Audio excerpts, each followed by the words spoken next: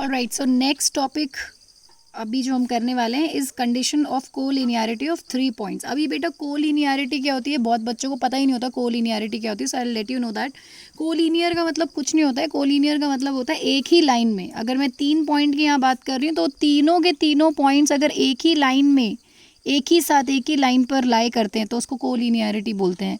ठीक है, so remember this, collinear word का मतलब होता है on the same line.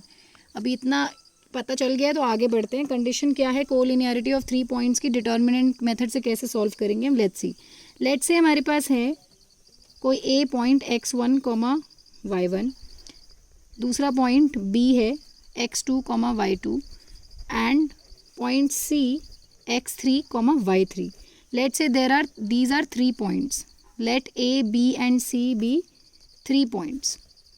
Now अगर हमें ये पता लगाना है कि ये कोलिनियर है या नहीं, अगर A B C are collinear, if these 3 are collinear, then जो एरिया ऑफ ट्राइंगल होगा ना बेटा, एरिया ऑफ ट्राइंगल मैंने आपको पिछली बार सिखाया था एरिया ऑफ ट्राइंगल कैसे निकालते हैं 3 पॉइंट्स को यूज़ करके। Area of triangle A B C, अगर मैं इन तीनों पॉइंट्स को एक ट्राइंगल के वर्टिसेस में डाल दूँ ए बी सी की तरह, तो जो area of triangle of A B C होना चाहिए वो 0 आना चाहिए। That means half x1 x2 x3 y1 y2 y3 and 1 1 1, यही था ना एरिया ऑफ ट्राइंगल।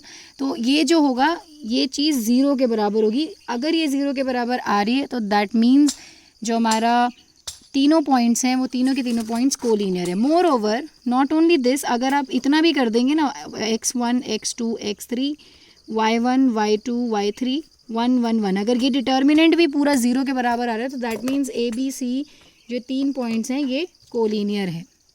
कोलिनियर मैं आपको एक बार फिर से बता देती हूँ, तीनों के तीनों पॉइंट एक ही लाइन पे लाई कर रहे हैं, ऐसे आपको पता चल जाएगा। जो x1 y1 x2 y2 x3 y3 ये तीनों के तीनों पॉइंट्स एक ही में लाई कर रहे हैं, एक ही लाइन पे लाई कर रहे हैं। आपको कैसे पता चलेगा, आप इन तीनों पॉइंट्स को अज्यूम करो कि ये वर्टेक्स ऑफ ट्राइंगल हैं तीनों के तीनों, और उस ट्राइंगल का जो एरिया है वो 0 आ जाएगा। तो या तो आप ऐसे लिख दो या फिर आप सिर्फ x1 x2 x3 y1 y2 y3 1 1 1 इसका पूरे का डिटर्मिनेंट सॉल्व कर दो, और अगर वो 0 के बराबर आता है तो these 3 points are collinear. Let's check how, एक क्वेश्चन करके देखते हैं। नो बेटा आपको क्वेश्चन कुछ ऐसा आएगा, using determinant show that 5 5 -5 1 and 10 7 are collinear. ऐसे आपको क्वेश्चन आएगा तो आपको कुछ नहीं करना है, आपको ये ए मान लेना है 5 5 को। तो यहाँ से हमें x1 जो है वो 5 मिल गया और y1 जो है वो भी 5 मिल गया। b मान लो -5 1 को, तो यहाँ से मुझे x2 मिल गया -5 और y2 मिल गया 1। और अगर c मान लेते हैं 10 7 को, तो मुझे x3 जो है वो 10 मिल गया और y3 मिल गया 7।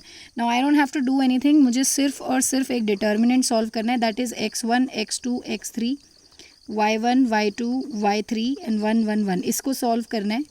और अगर ये 0 के बराबर आ जाता है then these points are collinear. तो पुट करते हैं वैल्यूज़, हाफ इधर ही रहने दो। x1 क्या है मेरा 5 -5 10 5 1 7 1 1 1। मैंने आपको डिटर्मिनेंट सॉल्व करना सिखाया था लास्ट टू लास्ट क्लास में, और वैसे भी आपको आना चाहिए डिटर्मिनेंट सॉल्व करना। So let's solve this determinant. Determinant में फिर से लिख रही हूँ 5 -5 10 5 1 7 1 1 1। इसको सॉल्व कीजिए, ये प्लस माइनस प्लस सिंबल लगाइए, हाफ को बाहर ही रखिएगा। अंदर क्या लिखेंगे आप, अगर 5 है इसको पॉजिटिव 5, तो ये वाली कॉलम और ये वाली रो हाइड करेंगे। 1 × 1 विल बी 1 -7 × 1 विल बी 7। ये -5, फिर आप इसकी कॉलम और रो को हाइड कीजिए। -5 × 1 will be -5 -10 × 1 will be 10। Plus लगा के 1 लिखिए और ये वाली रो और कॉलम हाइड कीजिए। -5 × 7 विल बी -35 -10। अब इसको सॉल्व कीजिए, हाफ 5 ये कितना हो गया -6 -5 and this will become -15 +1 and this will give me -45। ये कितना हो गया, this is -30, This will give me plus 45 and this will give me minus 45.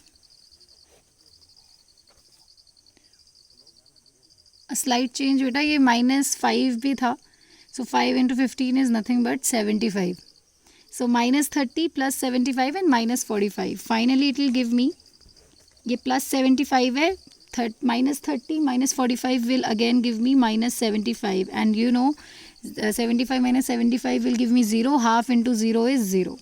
So यहाँ से मेरे को पता चलता है जो मेरा एरिया ऑफ ट्राइंगल था वो 0 आ गया है. Therefore ABC और जो 3 पॉइंट्स थे आर कोलिनियर. ऐसे आप प्रूव करेंगे. अब आप बुक के सारे क्वेश्चन सॉल्व कर सकते हैं. अगर आपको कोलिनियरिटी प्रूव करने के लिए आती है यूजिंग डिटर्मिनेंट मेथड, तो आप ये मेथड यूज़ करेंगे.